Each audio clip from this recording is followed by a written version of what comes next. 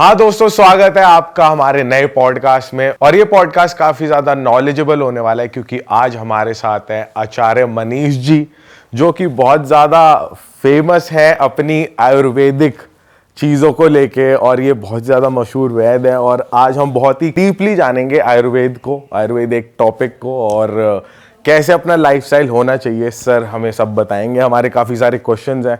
तो सर स्वागत है आपका हमारे पॉडकास्ट तो आप पे। तीनों को नमस्कार। मुझे अच्छा लगा आप तीनों को एक साथ देख के। आपको रील्स में तो बहुत देखा है, लेकिन वो अलग अलग करके देखा है। आज तीनों एक साथ दिख रहे हो। सर हमने आपकी रीलें इतनी देखी है, और सच बता रहा हूँ सर, आपकी जो भैंस के दूध वाली रील थी वो तो इतने ज्यादा वायरल हुई क्योंकि आपका एक तो बोलने का स्टाइल इतना बढ़िया है ना सर, कि मतलब जब से आप आए हो, एंट्री आपने ली है, आपने हमारी छुट्टी कर दी सर। हम तो खुद नर्वस हो गए पहली बार किसी गेस्ट के आगे कि भाई आज कोई टक्कर का मिला है, थोड़ा हल्का ऊपर ही मिला है। अच्छा, जिन्होंने भैंस के दूध वाली वीडियो नहीं देखी है उनको बता देते हैं। गाय हमारी माता है, अकल बड़ी के भैंस बड़ी, गई भैंस पानी में, काला अक्षर भैंस बराबर जिसकी लाठी उसी की भैंस, भैंस के आगे बीन बजाना। ये सारी कहावतें भैंस पे ही क्यों हैं? भैंस को नेगेटिव, बेबुद्धि, बेकार बताया जा रहा है, और गाय को माँ कहा जा रहा है। कोई लॉजिक तो होगा, कोई वजह तो होगी। बताओ क्या वजह हो सकती है? सर आपसे बेहतर कौन जाना है, आप ही बताओ। तो वजह ये है कि गाय का दूध अमृत है, माँ के समान है, और भैंस का दूध बेकार है, घटिया है, नहीं पीना चाहिए गलती से भी। किडनी फेल करता है, लीवर खराब करता है, गाढ़ा दिमाग मोटा करता है। और पूरी दुनिया में 235 देश हैं। मुझे बताओ कौन सा देश भैंस का दूध पीता है? एक भारत, एक पाकिस्तान, एक श्रीलंका और एक अपना बांग्लादेश। तो वो 231 देश से आने हैं कि हम 4 से आने हैं? पर सर भैंस का दूध तो सर हर कोई पी रहा है भारत में, और इसमें इसे कहते हैं कि आपको शरीर ताकत तो आती है, बनाएगा। शरीर बनाता है। सारे बॉडी बिल्डर जितने भी हम देसी अखाड़ों में देखते हैं, हर कोई भैंस का दूध ही खड़े कंज्यूम खड़े कर लोग रहा है। गिर के मर भी रहे हैं, किडनियां भी फेल हो रही हैं, लीवर भी फेल हो रहे हैं, बुढ़ापे में ब्लड प्रेशर की गोलियां भी लोग खा रहे हैं, शुगर की गोली भी खा रहे हैं, खाना हजम नहीं हो रहा, एसिड बन रहा है। हिंदुस्तान में 10 करोड़ लोग बीपी की गोली रोज खा रहे हैं, 9 करोड़ लोग शुगर की गोली रोज खा रहे हैं, 8 करोड़ लोग थायराइड की गोली रोज खा रहे हैं, 5 करोड़ लोग जोड़ों के दर्द की गोली खा रहे हैं, 15-20 करोड़ लोगों का पेट ही साफ नहीं होता। तो हेल्दी देश है क्या ये? सर लेकिन इसका लिंक आप एकदम से भैंस के दूध से कर देना थोड़ा ऑफ नहीं है? चलो ऐसा करते हैं, आप मुझे ये बताओ, मैं आपको 3-4 एग्जाम्पल देता हूँ। पूरी दुनिया में सबसे बढ़िया देश, सबसे ज़्यादा समृद्ध देश कौन सा है? सबसे ताकतवर देश कौन सा है? अमेरिका। वहाँ एक भी व्यक्ति भैंस का दूध नहीं पीता। चाइना, वहाँ भी नहीं पीता। Japan, Australia, Germany, Thailand, Vietnam, कोई देश का नाम बताओ जहाँ भैंस का दूध कोई नहीं पीता। एक बात। दूसरी बात मैं आपसे पूछता हूँ कि मुझे ये बताओ, पूरी दुनिया में इतने सारे देशों में सबसे हड्डियों की बीमारी कौन से देशों में है? हड्डियों की बीमारी कौन से देश में सबसे ज्यादा है? इंडिया में। आप बताओ। नहीं पता। ये नहीं भारत पता। में है, आपका नॉर्वे में है, और डेनमार्क में है, और तीनों में सबसे ज्यादा दूध बिकता है। और सबसे कम हड्डियों की बीमारी कौन से देश में है? थाईलैंड में और वियतनाम में। पूरी दुनिया में सबसे कम दूध उस देश में पिया जाता है। और आपको आज तक यही पढ़ाया गया, कैल्शियम चाहिए तो दूध, फलाना चाहिए तो दूध, ये चाहिए तो दूध। मुझे आप बताओ, हाथी को कैल्शियम कहाँ से मिलता है? सर लेकिन बात तो यहाँ पे ह्यूमंस की होती है ना, कि मतलब चलो एक आम एग्जांपल, एक मिनट यार, मेरी भी थोड़ी सुन ले। हमारा podcast है, मैं भी थोड़ा बोल लूं। मुझे बताओ, हाथी को कैल्शियम, आयरन, फॉलिक एसिड कहाँ से मिलता है? उसको तो इतना बड़ा बच्चा भी पैदा करना होता है, खुद भी इतना बड़ा होता है। क्या खाता है हाथी? हाथी तो गन्ना खाता है। गन्ना खाता है, पत्ते खाता है, घास खाता है, बड़ी बड़ी झाड़ खाता है, यही खाता ना जी। अच्छा फिर आप बताओ, चलो गैंडा क्या खाता है? गैंडा यही सब खाता है। अच्छा, बैल क्या खाता है? बैल भी यही सब घास खाता है। ठीक है, घोड़ा, तीनों मजबूत है। घोड़ा भी यही खाता है। अच्छा, घोड़ा क्या खाता है? चलो चने घोड़ा- खाता है। चने। चने ना। आपके तीनों में से किसी की शादी हुई है क्या? नहीं। चने ना आपकी शादी वाले दिन ना घोड़ी की फोटो खिंचाने के लिए खिलाए जाएंगे। जंगल में चने नहीं पड़े। सही बात है। जंगल में चना नहीं मिलता। चना सिर्फ जो राजा महाराजा लड़ने के लिए जाते थे ना घोड़ों के ऊपर, उनको चने खिलाए जाते थे। जंगल में घास ही खाता है वो। हाँ। तो जब ये सारे जानवरों को घास से calcium, iron, folic acid, multivitamin, B12, B6, B3, D3, D6 सब वहीं से मिल रहा है ना, तो हमें कैल्शियम दूध से क्यों चाहिए? तो ये हमें सोचने वाली बात है। और हमारे पूर्वजों ने सारी कहावतें भैंस पे ही क्यों बनाई? गाय पे क्यों नहीं बनाई? गाय पे एक ही है मां, और गाय में भी क्लियर है कि देसी गाय का दूध पीना है, भारतीय गाय का। HF गाय, अमेरिकन गाय, जर्सी गाय का दूध नहीं पीना। वो सुअर से तैयार हुई है, तो सुअर का दूध पियोगे? पर सर कहते हैं आजकल क्या, जैसे बाहर जो दूध मिलता है डेयरी में या कहीं और हम दूध लेने जाते हैं, तो वो उसके लिए भी तो कहते हैं कि वो प्योर नहीं है, तो पीना ही नहीं चाहिए ना। मैं पिए तो ही कह क्या रहा हूं, बेसिकली, दूध जितना छोड़ दे। बचपन में आपकी माँ ने आपको पिलाना था उतना पी लिया आपने, अब आपको नहीं चाहिए। अगर उसके बाद आपको पीना है तो नारियल का दूध पियो, बादाम का दूध पियो, मूंगफली का दूध पियो, काजू का दूध पियो, मिलेट्स का दूध पियो। जो ये मार्केट में टेट्रा पैक्स में आते हैं, सोया मिल्क और आलमंड सोया मिल्क, मिल्क ये नहीं, मिल्क। नहीं, वो तो सब नकली है। अच्छा, वो तो जूस के डब्बे भी नकली है, दूध भी नकली है। आप बताओ 100 रुपए के जूस के डब्बे में 1 किलो लीची का जूस है, लीची होती है उसके अंदर 100 रुपए के अंदर? नहीं सर, नीरा केमिकल होता है उसके अंदर। तो एक तो दूध कभी नहीं पीना, ठीक है, नंबर 1। मैं तो क्लियर बोलता हूँ, दूध कभी नहीं पीना, और संडे हो या मंडे कभी ना खाओ अंडे। नॉनवेज भी बोलता हूँ मैं नहीं खाना।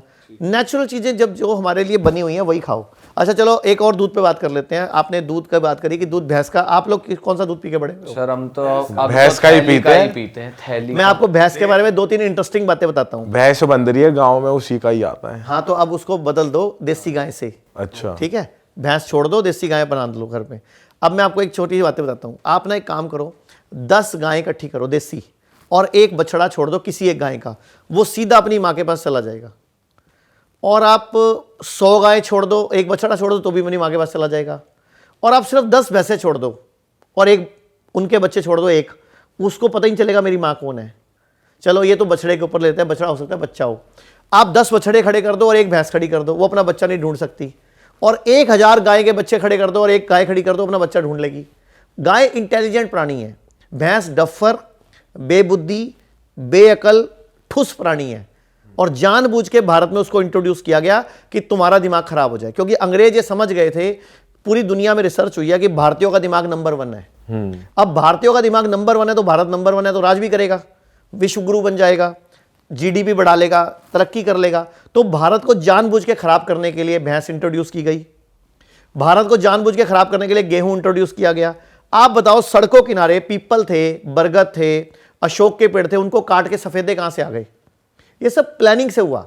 अंग्रेजों ने जानबूझ के भारत को बर्बाद करने के लिए ये सिस्टम डेवलप किए ताकि हमारा दिमाग खराब हो जाए। जो एजुकेशन सिस्टम है किसका बनाया हुआ है? अंग्रेजों वाला ही वो क्योंकि वो चाहते हैं तुम कुछ बन ना जाओ, तुम सिर्फ नौकर बनो बस, उसके लिए एजुकेशन सिस्टम दिया। एक तरीके से तो अंग्रेज फेल ही हुए हैं, क्योंकि इंटेलिजेंट लोग इंडियंस ही माने जाते हैं अभी भी, कि भाई इंडियन सबसे ज्यादा इंटेलिजेंट। सोचो अगर ये सब नहीं होता, ये सब जाल नहीं बुने जाते, ये जुडिशरी, ये एजुकेशन सिस्टम, ये हेल्थ केयर सिस्टम उनका नहीं डेवलप हुआ होता हमारे यहाँ, तो सोचो हम कहाँ होते, हम आज वर्ल्ड की नंबर 1 सिटी कंट्री होते। लेकिन अंग्रेजों ने, हम इसके बावजूद भी निकल के आ रहे हैं ना, तो सोचो सच में हम कुछ है ना। अच्छा, पूरी दुनिया में सबसे ज्यादा आक्रमण किस देश ने झेले हैं? हमने ही झेले। क्यों झेले हैं? क्योंकि हमारे पास ही सब कुछ था। जिस दिन अंग्रेज भारत में पहली बार आए थे 17वीं सदी में, 1700वीं सदी में आए थे, तो उस वक्त भारत की जीडीपी पूरी विश्व की जीडीपी की 1/3 थी। और जिस दिन अंग्रेज भारत छोड़ के गए 1947, हमारी जीडीपी पूरे वर्ल्ड की 1.5% थी। यानी कि सारा पैसा कौन लूट के ले गया? हमारा अंग्रेज। अच्छा, पूरी दुनिया में सबसे ज्यादा ऋषि मुनि कहाँ हुए हैं? इंडिया में। सबसे ज्यादा ग्रंथ कहाँ लिखे गए हैं? इंडिया में। अच्छा, वेद किस देश के पास हैं? यहीं पे। सबसे पूरे अवतार कहाँ हुए हैं सारे के सारे? इंडिया में। तो फिर उसके बावजूद इंडिया आज तक तरक्की क्यों नहीं कर पाया?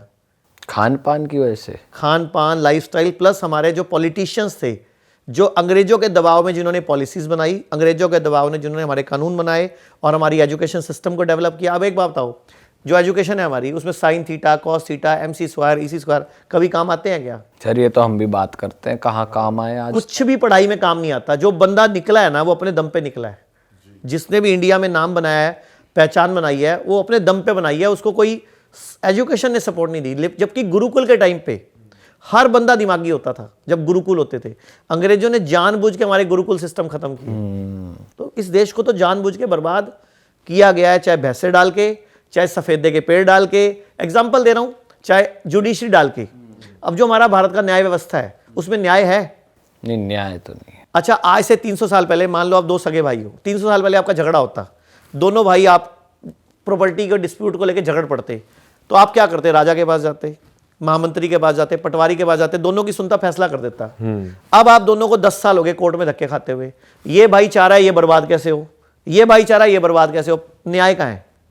आपके अंदर उल्टा दरार डाल दी गई। ये किसने डाली? अंग्रेजों के कानून ने, जुडिशरी सिस्टम ने। ऐसे ही भारत में हेल्थ केयर सिस्टम है जिसके हम भुगत भोगी हैं। एक भी एलोपैथी दवाई का नाम बताओ जिससे कोई एक बीमारी ठीक होती हो। होती नहीं, आप कह रहे हो बीमारी ठीक एलोपैथिक दवाई से। आप बताओ ना, आपकी मम्मी पापा रिश्तेदार में कोई ना कोई बीपी की गोली खाता होगा। वो जब सवाल पूछते हो कि कब तक गोली खानी है तो जवाब क्या मिलता है? जिंदगी भर। तो फिर वो इलाज है क्या? इलाज का मतलब होना चाहिए 2 दिन 10 दिन 15 दिन खाया जाए फिर छूट जाए। हाँ। अच्छा, शुगर की गोली कब तक खानी है? जिंदगी भर। थायराइड की गोली कब तक खानी है? जिंदगी भर। डायलिसिस कब तक कराना है? जिंदगी भर। अब मैंने स्टंट डलवा लिया, उसके बावजूद गोली कब तक खानी है? जिंदगी भर। तो ये तो मार्केटिंग है, बिजनेस हो रहा है। इलाज कहाँ हो रहा है? इलाज कैसे मिलेगा हमें? अच्छा मुझे बताओ, जंगल में जानवर रहते हैं, वो हॉस्पिटल जाते हैं क्या? नहीं। जब 2 जानवर जंगल में लड़ते हैं, घायल हो जाते हैं, वो क्या करते हैं अपने आप को ठीक करने के लिए? वो तो सर अपने आप ही ठीक हो जाए। कैसे? मान लो कोई दो जानवर लड़ पड़े और उनको खून निकलने लग गया, मतलब कोई स्किन छिल गई उनकी, वो क्या करते हैं? क्वेश्चन से पढ़ रहे थे, ऑटोमेटिक उनका ब्लड क्लॉट हो जाता होगा अपना। वो अपनी जीभ से चाट चाट के ठीक कर लेते हैं। और जिस जगह पे जीभ नहीं पहुंचती उस जगह को मिट्टी पे घास पे लौटते हैं, वो ठीक हो जाते हैं। और हम लोग क्या करते हैं? चलते हैं डॉक्टर के पास। अच्छा जानवर, आपने कभी कोई जानवर पाला है? आपने भैया तीनों में से किसी ने कोई कुत्ता पाला हो? पाला है। आपकी किसी गर्लफ्रेंड ने पाला होगा? नहीं पाला मैंने, मेरे पास है डॉग एक। अच्छा, जब वो बीमार पड़ता है क्या करता है? बीमार पड़ता है तो उसको मतलब खाना खाना छोड़ देता है वो। ओके, और क्या करता है? खाना नहीं खाता और कोने में बैठा रहता है, हाँ उदास शांत होकर। हो जाता है, ज्यादा घूमता फिरता नहीं। तो वो कौन से स्कूल में जाता है? किसी स्कूल में किसी यूनिवर्सिटी में? आपने कोई ट्यूशन लगाई है उसकी? सर उसकी ट्यूशन लगाई थी, मास्टर ने हाथ खड़े कर दिए, ये नहीं सुधरेगा। ट्यूशन लगाई तो थी उसकी कि वो बैठो तो बैठ जाए, पर वो माना नहीं। अच्छा, ये उसको ज्ञान कहाँ से आया कि जब बीमार पड़ो तो खाना छोड़ देना है? ये सर कुदरती कहेंगे इसको तो। और हम बीमार पड़ते हैं, हम क्या करते हैं? हम खाना खा के दवाई लेते हैं कि एंटीबायोटिक खानी है, अच्छा, जब थोड़ी हम बीमार ब्रेड खा पड़ते हैं लो। और हम बोलते हैं ना मेरा मुंह कड़वा हो रहा है, हमारी मम्मी आती है, जरा सा खा ले। हम बोलेंगे नहीं नहीं मम्मी मुंह कड़वा नहीं, खा हलवा बना दूं, हाँ। पीली दाल खा ले, खिचड़ी में दही डाल दूं, दलिया खा ले। हमारे घरों में खिलाया जाता है। अच्छा, आपका मूड खराब है, गुस्से में हो, लड़ाई में हो, और आपने कहा आज मैं खाना नहीं खाऊंगा, तो बाकी सब क्या करते हैं? मनाते हैं खा ले। मेरी कसम लगे खा ले बाबू, खाने से क्या नाराजगी, ये इस देश में होता है। जबकि बीमार होने पर, टेंशन होने पर खाना नहीं खाना होता। एग्जाम्पल, आपके घर मिक्सी है, हाँ। जब सामान पीसते हो गर्म हो जाती है तो क्या करते हो? मिक्सी गर्म हो जाती बंद कर देते हैं। बंद कर देते हो। क्यों? कि ठंडी हो जाए, वरना फूक जाएगी ऐसे। फूक जाएगी। तो भगवान ने भी एक सिस्टम बनाया कि जब हम स्ट्रेस्ड होते हैं, एंग्री होते हैं, अपसेट होते हैं, रो रहे होते हैं, तो हमारी बॉडी में एंजाइम नहीं आते हजम करने वाले, तो उस दिन खाना नहीं खाना होता। और हमारे घरों में क्या होता है, पहले कोई मरता था ना तो किचन 3 दिन के लिए बंद कर देते थे। आजकल क्या होता है, जिसका पति भी मरता है ना, 2.5 घंटे बाद ढाबे से रोटी आ रही होती है, और पता क्या समझाते हैं, बाबू कोई गल नहीं, मरता गया, खा ले। क्यों? वाई? हमारी बॉडी अनफिट है, आज नहीं ले सकती खाना। क्यों? खाना इंपॉर्टेंट क्यों बना दिया हम लोगों ने? जबकि कुत्ता बीमार होने पे खाना छोड़ रहा है, बिल्ली छोड़ रही है, कबूतर छोड़ रहा है, चिड़िया छोड़ रही है, तोते छोड़ रहे हैं, तुम्हें खाना है और सबका माल खाना एक माइंडसेट भी तो होता है ना कि आप जैसा खाओगे, मतलब फिट रहना बेसिकली लोगों का मोटिव है कि एनर्जी रखनी है, फिट तो रहना है। एनर्जी वाला फूड खाओ ना जिससे एनर्जी आए। तो सर जब कोई बीमार हो तो क्या उसे एनर्जी के लिए, जैसे बॉडी वैसी बहुत डाउन है, उठा नहीं जा रहा, तो कुछ खाना नहीं चाहिए कि एनर्जी आए? किस चीज से एनर्जी आएगी? वो खाना चाहिए ना। फिर क्या आप बताओ, क्या क्या है? खाएं? आप बताओ। चलो, फ्रूट। अरे बीमारी की बात करते हैं ना, फॉर एग्जांपल बंदे को बुखार हो गया, 102 बुखार है, अब वो क्या करे आपके हिसाब से? उसे क्या खाना चाहिए? सबसे पहले उसको 3 दिन के लिए खाना छोड़ना है। खाना ही नहीं है। खाना नाम ही है ना उसका। हाँ ठीक है। भोजन करना है, भोजन करना है वो। यानी कि फ्रूट्स खाओ, नारियल पानी पियो, सैलड खाओ, गर्म पानी पियो, भूख लगे स्प्राउट्स खा लो, नेचुरल चीज खाओ जो खाना है। अब मैं आपको एक ऐसा फॉर्मूला बता सकता हूं सारे दर्शकों के लिए आपके पॉडकास्ट के, कि आज के बाद कभी भी बुखार हो गोली नहीं खानी, 1 घंटे में बुखार ठीक हो जाएगा। हाँ सर ये बता दो। मतलब पूरी दुनिया को बोल रहा हूं, ना पैरासीटामोल, ना डोलो, ना कालपोल, ना ब्रूफन, कुछ नहीं खाना। क्या खाना है वो बता देता हूं, और क्या करना है वो इंपॉर्टेंट है। ठीक है? मतलब बुखार में गोली खाओगे तो किडनी फेल होगी, लीवर खराब होगा, कभी मतलब ये जो आज किडनियां फेल हो रही हैं, लोग पड़े पड़े खड़े खड़े गिर रहे हैं, बहुत बड़ा मतलब दुनिया में ना सबसे खराब गोली अगर कोई है, आप बताओ कौन सी है? पैरासीटामोल ही लग रही है। यस सर, आपके लिए क्लैप होना चाहिए। दुनिया की सबसे खराब गोली है। अच्छा। सबसे साइड इफेक्ट वाली गोली है। 40 कंट्री ने रिसर्च करी है कि दुनिया की सबसे खराब गोली का अगर खिताब दिया जाए किसी को, तो वो पैरासीटामोल को डोलो 650 को मिलेगा। तो ये गोली इतनी खतरनाक है और हम अपने बच्चों को बुखार होते ही सबको प्रसाद की तरह बांट देते हैं इसको। तो ये गोली कभी नहीं खानी। करना क्या है, जब भी बुखार हो आज के बाद, मुंह कड़वा हो, आपकी सेंसेस जाएं, स्मेल चली जाए, टेस्ट चला जाए, इमीडिएटली पका हुआ खाना छोड़ देना है। जो भी चीज़ जानवर से आती है छोड़ देनी है। एक बड़ी बाल्टी लेनी है, उसमें इतना पानी भरना है जिसमें पाँव डूब जाए, पिंडली तक, पूरी घुटने तक पाँव डूब जाए, और गरम गरम पानी 40 से 42 डिग्री 30 से 40 मिनट ऐसे बैठना है उसी पानी में पाँव डुबो के। और अगर पानी ठंडा होने लगे तो 2 डिब्बे निकाले, 2 गरम डाल दिए, मतलब गरम को मेंटेन करना है उस टेम्परेचर पे। और गरम गरम पानी सिप सिप करके साथ में पीना है। 80 से 90% चांस है कि आपका एक ही बार में बुखार छुट्टी हो जाएगा, आपको पसीना आएगा। बुखार हमारा मित्र है। आयुर्वेद कहता है फोड़ा, फुंसी, उल्टी, दस्त, जुकाम और बुखार ये सब मित्र हैं, लेकिन हमने इनको दुश्मन मान रखा है। सर मित्र कैसे हैं? मित्र मतलब अगर ये आ जाते हैं तो हमें बड़े रोग नहीं आएंगे। अच्छा, मतलब छोटे में आपका काम सर गया। जैसे आपके घर में इनकम टैक्स वालों ने आना था, तो आपके घर में कोई छोटा मोटा मल्ले का हवलदार आ गया बस। अच्छा। मतलब बड़ी रेड पड़नी थी तो उससे पहले छोटी रेड पड़ गई, तो वो बड़ी रेड नहीं पड़ेगी अब। मतलब बुखार नहीं भी आ रहा तो भी दिक्कत? बुखार आना जरूरी है। साल में एक बार अगर बुखार आएगा, 6 महीने में एक बार बुखार आएगा, तो आप बचे रहोगे बड़ी बीमारी से, कैंसर से, किडनी फेल से, लीवर फेल से, हार्ट प्रॉब्लम से। क्योंकि बुखार है क्या, हमारा मित्र कैसे है? बुखार में होता क्या है, हमारी बॉडी का टेम्परेचर बढ़ता है। तो वो टेम्परेचर कौन बढ़ा रहा है?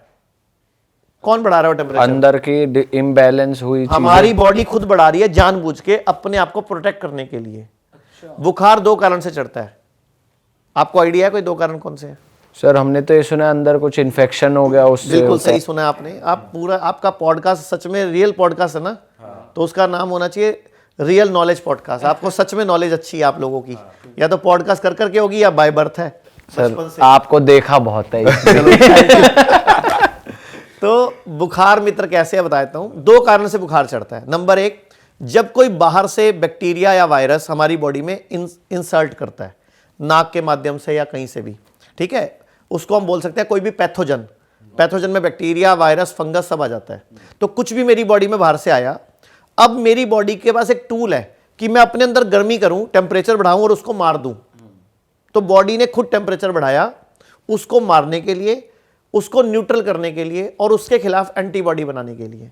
एंटीबॉडी बाहर से कहीं से नहीं आती, एंटीबॉडी हमारी बॉडी बनाती है। मतलब हमारी बॉडी उसके खिलाफ एंटीबॉडी बनाती है कि जब तू दोबारा भी आएगा तो I have memory cells, I have enough army. हाँ, वो बॉडी उसके खिलाफ एंटीबॉडी बना के ना अपनी उसमें रख लेती है, अपनी मेमोरी में, मेमोरी सेल में, ताकि जब कभी दोबारा वो बैक्टीरिया वायरस आएगा तो बॉडी मेमोरी सेल को बोलेगी भैया वो वाला एंटीबॉडी बॉडी में एक्टिवेट कर दो, ताकि उसको खरा देगी। तो आपको इसीलिए एक बार बुखार आता है, फिर घर में सबको हो जाता है, आपको दोबारा नहीं होता। जैसे कोरोना आया था, एक बार हुआ, दोबारा नहीं हुआ उस टाइम पीरियड, क्योंकि बॉडी ने एंटीबॉडी बना ली, एंटीडोट बना ली, ऐसे मान लो।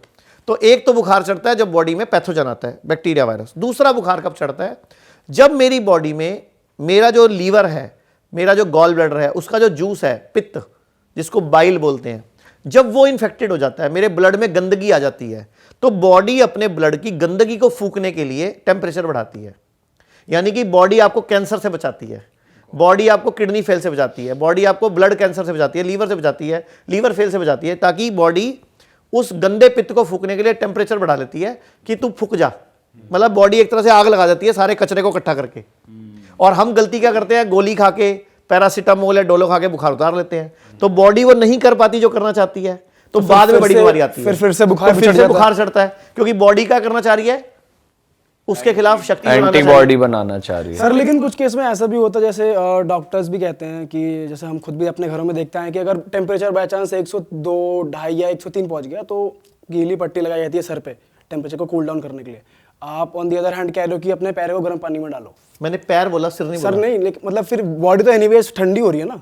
देखो ठंडी कहाँ हो रही है, जब आप गर्म पानी में पाँव डालोगे और 1 कप गर्म पानी पियोगे तो 1-1.5 डिग्री टेम्परेचर बढ़ेगा उससे। लेकिन बढ़ते ही जैसे ही बॉडी का वो लेवल आया जहां जिस पे बैक्टीरिया मरेगा, जिस पे वायरस मरेगा, जैसे ही बॉडी का वो टारगेट अचीव होगा, एकदम विद इन 5-10 मिनट्स में बुखार नीचे आ जाएगा, पसीना आएगा आपको, और बुखार एकदम नीचे आ जाएगा, क्योंकि बॉडी का टारगेट अचीव हो गया ना। जैसे आपको मैंने एक मिशन दिया कि फलाने घर में जाके ये वाला थैला पकड़ा के आ जाओ, तो जब आप उस घर में थैला पकड़ा दोगे तो फिर वापस तो आओगे, या उस घर की खातिरदारी में वहीं बैठ जाओगे? नहीं, वापस आएंगे। आपका टारगेट है थैला पकड़ा के आना, तो बॉडी ने टारगेट अचीव किया, बॉडी अपने आप टेम्परेचर।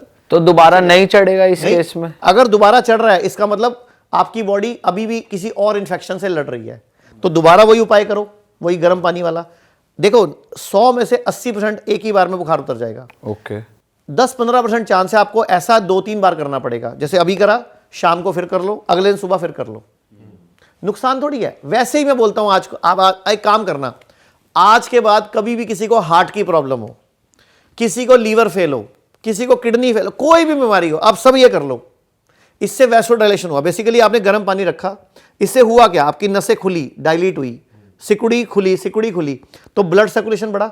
आप सबने सुनी है अकल पैरों में होती है कहावत, अकल घुटनों में होती है, लंबे आदमी की होती है, फौजियों की होती है, सुनिए ऐसी बात? सर अक्सर नेगेटिवली ज्यादा यूज किया जाता है कि तेरा दिमाग तो घुटनों में है तेरे। क्यों बोलते हैं ऐसा? कई उनको डम लोगों के लिए ज्यादा यूज की जाती है कि तेरा दिमाग पिछवाड़े में है, तेरा दिमाग तो तेरे घुटनों में है, यहाँ पर यहाँ से खाली है, पैरों में दिमाग है, ऐसा। एक्चुअल में इसके पीछे साइंस क्या है? अच्छा। हमारे जो ब्रेन है, हमारी बॉडी में कितना ब्लड है? हमारी बॉडी में कितना ब्लड है? हाँ, कितना खून है टोटल? सर ये नहीं पता। आइडिया बताओ। ये जरूर पता, 75% लिक्विड है। नहीं, खून कितना है? कितनी क्वांटिटी में है, लीटर वाइज? हाँ, लीटर ये नहीं पता सर, ये नहीं हमारी पता। बॉडी में 5 लीटर खून है अच्छा, लगभग। ओनली? हाँ, 5 लीटर खून है। अब 5 लीटर खून में जो सिर है, इसमें सिर्फ 150 ml होता है। ओके। एक हमारे सिर में एवरेज 150 से 170 ml होता है, ठीक है। और एक पिंडली में लगभग 250 ml होता है, तो दोनों पिंडली में कितना हो गया? 500 ml। तो सिर का 3 गुना खून कहां पड़ा है? पैरों में। पूर्वजों ने कहावत क्या बनाई? अकल कहां है? घुटनों में है। अब आई समझ? अब ये हमारा बेसिकली ये हमारा पहला हार्ट है। दूसरा हार्ट कहां है? हमारी बॉडी में कई सारे हार्ट है। पहला हार्ट ये है, दूसरा इंपॉर्टेंट हार्ट क्या है? दूसरा इंपॉर्टेंट हार्ट यही ये है। रहा पिंडली में। अब अपने बैठे हैं ना, आप सिर्फ कुछ मत करो, बैठे बैठे ऐसे ऐसे करते रहो, थोड़े थोड़े पैर लाते रहो, ऐसे हल्के हल्के हल्के हल्के। आप 1 घंटे में 30 मिलीलीटर, आपकी 30 ml शुगर कम हो जाएगी, आपकी 30 मिलीग्राम सॉरी ब्लड में। मतलब ऐसे करके आपकी शुगर ठीक हो जाएगी। जबकि हमारे घरों में पैर हिलाना गलत आदत बहुत आता है। हाँ, हमने एक ऐसे रिसर्च बोलते हैं पैर मत हिला। अपशगुन कहते हैं कि अपशगुन है कुछ तो। फालतू बात करते हैं ना, जो काम की बात है। अभी हमने एक रिसर्च करी, हमने 1195 लोगों का इंटरव्यू लिया अभी जस्ट 1 महीना पहले। पूरे देश में जो दर्जी थे, दर्जी जो पैर से मशीन चलाते थे, वो वाले दर्जी जो जिनकी मशीन में पैर मतलब पैरों में मशीन लगी हुई है वो वाली, हमने 1195 दर्जियों का इंटरव्यू लिया। एक को भी शुगर नहीं है, एक को भी बीपी नहीं है। हमने पूरे इंडिया में एक चैलेंज छोड़ा 23 फरवरी को कि अगर 30 दिन के अंदर मतलब 1 हफ्ते के अंदर कोई भी एक दर्जी लेके आएगा जो पैरों से मशीन चलाता है और उसको शुगर हम 1 लाख रुपए देंगे। अच्छा। आप सोचो, हमें पूरे टोटल 1400 लोगों के लेटर आए, लेकिन उसमें एक को ही शुगर निकली, और सॉरी 2 को निकली, जिसमें एक के तो मशीन पे मोटर लगी हुई थी। तो हम क्या करें भाई हमने तो बोला था पैर हिलाने वाली मशीन, और एक को निकली। वो भी क्यों निकली? क्योंकि उसका पेनक्रियास का ऑपरेशन हुआ है। अच्छा। तो आप सोचो कि हमने 1 लाख का चैलेंज दिया, यानी कि अगर शुगर भगानी है तो क्या करना है? दर्जी बन जाओ गले में 1 इंची टेप टांग लो, थोड़े थोड़े पैर हिला लो बैठे बैठे, थोड़ी थोड़ी सिलाई भी कर दो। हाँ, थोड़ी थोड़ी सिलाई भी कर दो। सर एक और बड़ी फेमस चीज बताई हुई है आपने, कुकड़ू पोजीशन, उकड़ू बैठना, कुकड़ू बैठना। हाँ, उकड़ू बैठना या मलासन। मैं बोलता हूं अगर उस तरह बैठ के कोई रोज सुबह 1 कप गरम गरम पानी पी ले या हर्बल टी पी ले, हाँ, उसको कभी डायबिटीज नहीं हो सकती, उसको उसका पेट जल्दी साफ होगा। ऑपरेशन से लेडीज अगर बैठेंगी तो बच्चा नहीं होगा। अच्छा, ये जो इंडियन टॉयलेट स्टाइल है, आप एक काम करना, आप सब लोग इंग्लिश टॉयलेट सीट यूज करते हो ना, एक दिन इंग्लिश टॉयलेट यूज करना, पूरा जोर जोर लगा के ना आखिरी कतरा तक निकाल देना, ठीक है। फिर अच्छी तरह वॉश कर लेना, पूरा जोर लगा लेना कि अब कुछ नहीं आ रहा। अब वहां से उठ के दोबारा नीचे बैठ जाना और फिर जोर लगाना, इतना सा मटेरियल फिर बाहर आएगा। अच्छा। तो आप सोचो वो इतना सा लेके घूमने वाले थे आप, अब वही बवासीर बनेगा, वही फिशर बनेगा, वही फिस्टुला बनेगा, वही रेक्टम के रोगों का, मलाशय के रोगों का कारण बनेगा। क्योंकि पूरी बॉडी साफ नहीं हुई ना, क्योंकि पिंडली दबी नहीं, प्रेशर पूरा आया नहीं, पूरी गंदगी निकली नहीं। आप करके देखो ना, आप रोज सुबह उठ के, सारे दर्शक बोलता हूं, रोज सुबह उठ के उकड़ू बैठ के 1 कप गरम गरम पानी और 10 कड़ी पत्ते चबा चबा के खाओ। आपका कभी आयरन का लेवल, हीमोग्लोबिन का लेवल कभी डिस्टर्ब नहीं होगा। कड़ी पत्ता 10 कड़ी पत्ते खाने हैं, लेकिन शर्त क्या है, एक कड़ी पत्ता 1 मिनट में चबाना है। अच्छा। एक और काम कर लो, अगर आपको लगता है हमें कभी कैंसर हो सकता है तो सुबह उकड़ू बैठ के हल्दी का एक टुकड़ा चबाओ। अगर आपको लगता है मुझे कभी हार्ट अटैक पड़ सकता है, हार्ट प्रॉब्लम हो सकती है, मैं भी कभी खड़े खड़े गिर के मर सकता हूं, तो अदरक का टुकड़ा चबाओ। अगर आपको लगता है नहीं मुझे कोई बीमारी नहीं चाहिए, मैं हमेशा स्वस्थ रहना चाहता हूं, तो रोज सुबह उठ के उकड़ू बैठ के इतना टुकड़ा अदरक, इतना टुकड़ा हल्दी, 2 कली लहसुन की और 10 कड़ी पत्ते चबाओ। सर ये तो ऐसा सुन के लग रहा है चबाए नहीं जाएंगे, वहीं उल्टी हो जाएगी।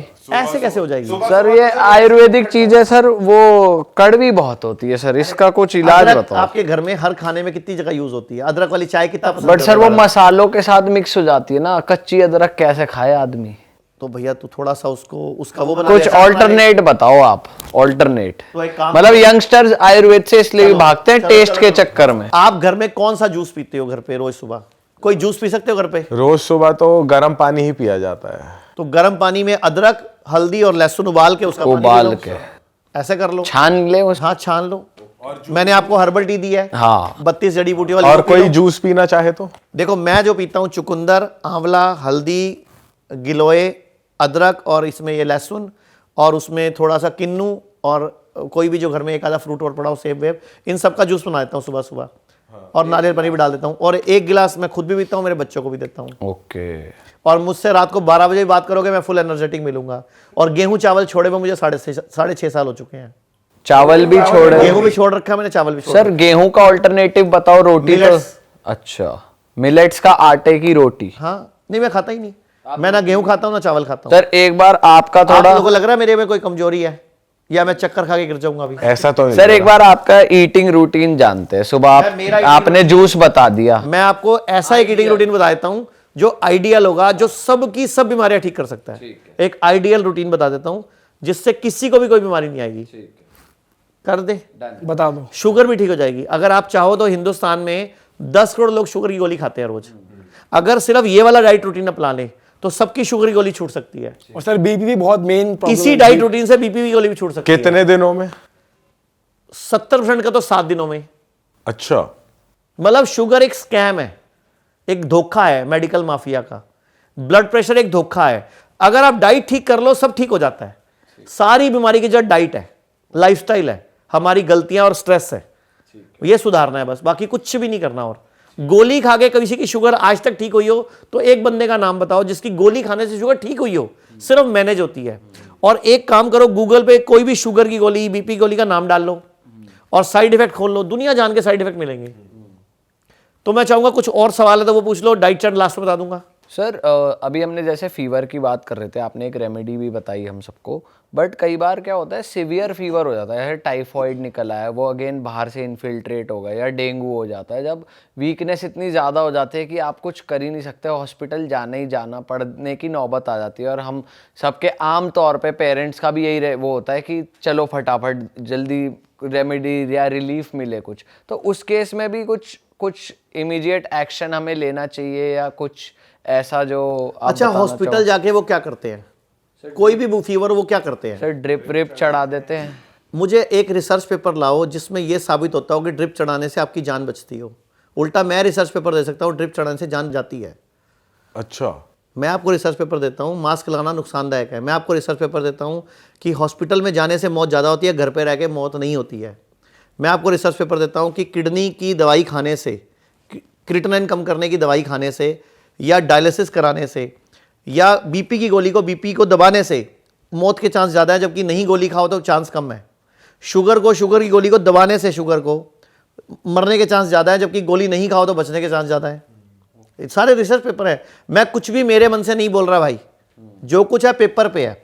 अब वो मेडिकल माफिया ने आपको पता नहीं चलने दिया तो मेरा कसूर नहीं है, वो अंग्रेजों ने 150 साल प्लान किया। ये जो आज स्थिति है ना भारत की कि पूरा भारत दवाइयों का गुलाम है, इसके लिए अंग्रेजों ने 150 साल मेहनत की है। तो अब हमें 5-7 साल तो करनी पड़ेगी ना उनसे फाइट करने के लिए। फिर भी इस सरकार में बहुत सारे अच्छे काम हुए हैं, जैसे हेल्थ इंश्योरेंस में आयुर्वेद आ गया, इतनी बड़ी बात है। पहले आप लोग हेल्थ इंश्योरेंस कराते थे ना, आपका सिर्फ एलोपैथी में चलता था, अभी दोनों जगह चलता है। आपका वही पॉलिसी हमारे यहाँ भी चलती है, किसी भी आयुर्वेदिक सेंटर में चलती है। इसके अलावा कई स्टेट में भी पॉलिसी आ गई जिसमें जैसे कि मान लो राजस्थान, हरियाणा, उत्तर प्रदेश, पंजाब, उत्तराखंड, दिल्ली, यहाँ पे जो सरकारी कर्मचारी हैं पहले उनका इलाज सिर्फ एलोपैथी में होता था, अभी दोनों जगह ऑप्शन है उनके पास, दोनों जगह वो इलाज चलता है।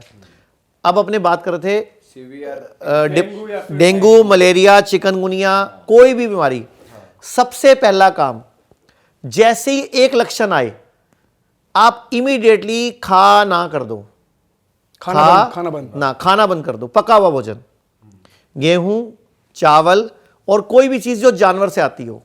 अब आप एक नियम तो बना लो कि रेस्ट करना है, अगर बॉडी में जान नहीं है तो काम नहीं करना, रेस्ट करना है, वही गर्म बाल्टी वाला उपाय करना है, खाना खाना नहीं है, और पीना है तो आपने नारियल पानी, लेकिन घूट घूट करके। जैसे लोग क्या करते हैं, गन्ने का जूस लेंगे, पकड़ेंगे, गुड़प चलो अंदर, नारियल पानी चलो अंदर, ये वो नुकसान करेगा। खाने को पीना है, मतलब भोजन को पीना है, पानी को चबाना है, मतलब पानी भी 32 बार चबा के लेना चाहिए अंदर।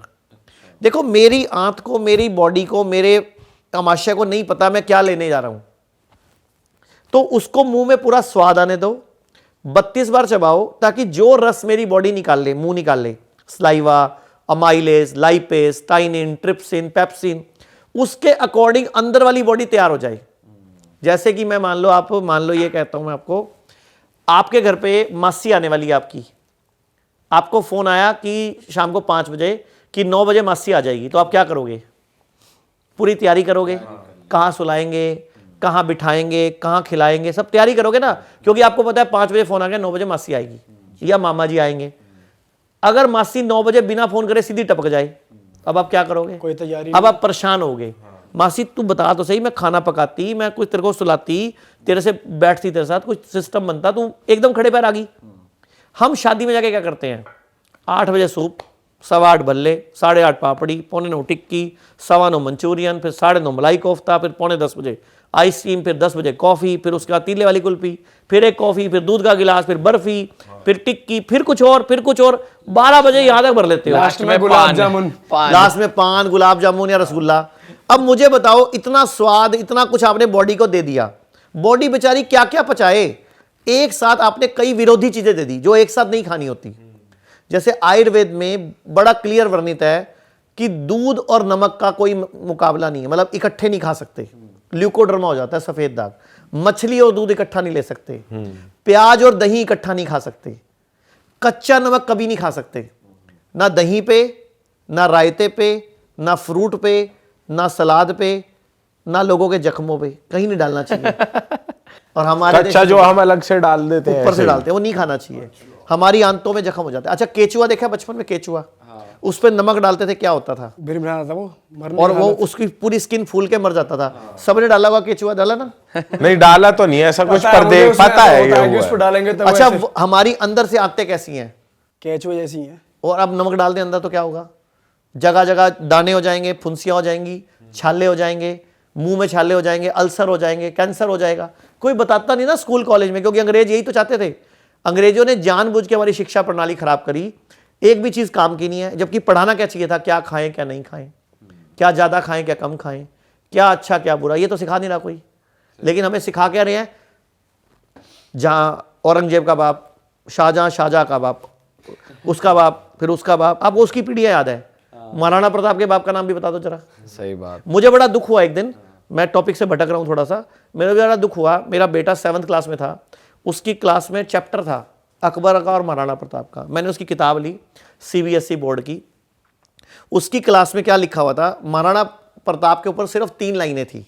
उसका भाला इतने किलो का था, चेतक उसके कुत्ते का, घोड़े का नाम था, और महाराणा प्रताप की जो वो फाइटर था, मतलब इस तरह लिखा हुआ था। उसने घास की रोटियां खाई थी, और अकबर पे 7 पेज थे। मुझे इतना दुख हुआ किताब पढ़ के, मैंने इमीडिएटली वो लेटर भी लिखा शिक्षा मंत्रालय को। उस टाइम पे ये बात है लगभग 5-6 साल पुरानी, और मुझे जवाब भी आया कि हम सिलेबस चेंज कर रहे हैं। इतना दुख हुआ कि 75 साल हम पढ़ क्या रहे थे।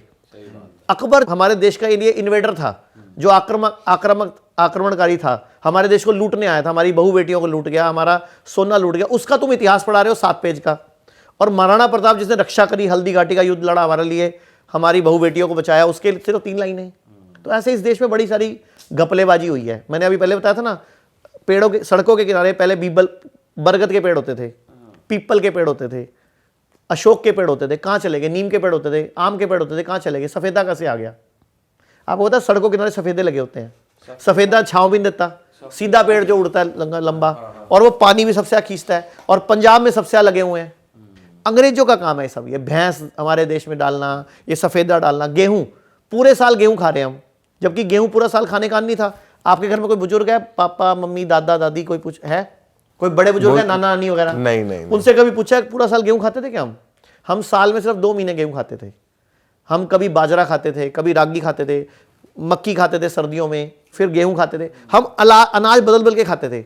आजकल क्या हो रहा है, 12 महीने रोटी खा रहे हो गेहूं की, तो फिर बीमारियां ही आएंगी ना, लीवर ही खराब होगा ना, लीवर फैटी होगा ना। तो ये गलत हमारे देश में अंग्रेजों की जो शिक्षा प्रणाली है उसने बेड़ा गर्क कर दिया 3 चीज़ों का, हमारी जुडिशरी, हमारा एजुकेशन सिस्टम, नंबर 3 हमारा हेल्थ केयर सिस्टम। इन तीनों को सरकार को बदलने की जरूरत है, इसमें इंप्रूवमेंट की गुंजाइश है।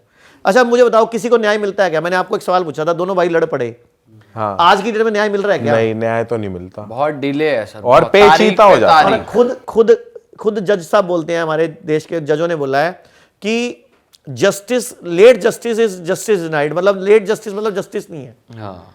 अभी एक आपने सुना हो शायद, अभी 6 महीने पहले एक फैसला आया था, वो केस 1946 से चल रहा था, किसी ने मकान पे कब्जा किया 1946 में, उसका फैसला अभी 6 महीने पहले आया। तो वो बंदे भी मर गए, करने वाला भी मर गया, जिसका मकान था वो भी मर गया, अब उसकी अगली पीढ़ी लड़ेगी अपनी विल लेके। चलो खैर मुद्दे पे वापस। अच्छा सर, एक चीज आपसे पूछ रही थी, जैसे हार्ट अटैक आने वाला है या आ चुका है, उस केस में क्या करे इंसान? देखो, जिसको भी हार्ट अटैक आ चुका है या हार्ट अटैक आने वाला है, हमेशा अपने पास एक अदरक का टुकड़ा रखे। जब भी कभी किसी को भी हार्ट अटैक पड़े, आप क्या करोगे? एम्बुलेंस को फोन करोगे, डॉक्टर को फोन करोगे। जब तक एम्बुलेंस नहीं आ रही, जब तक डॉक्टर नहीं आ रहा, मैं थोड़ा सा इसको आगे कर लूं, तो आप पेशेंट को बोलो ऐसे जमीन पे बिठा दो, ऐसे, मतलब इस वाले हार्ट को ये वाले हार्ट के पास कर दो।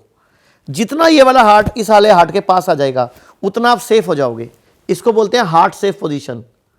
तो जमीन पे बिठाना है, कुर्सी पे, सोफे पे नहीं, तो पहले तो ऐसे बिठा दो, और उसके मुंह में इतना बड़ा अदरक का टुकड़ा डाल दो, और बोलो चबाना शुरू कर।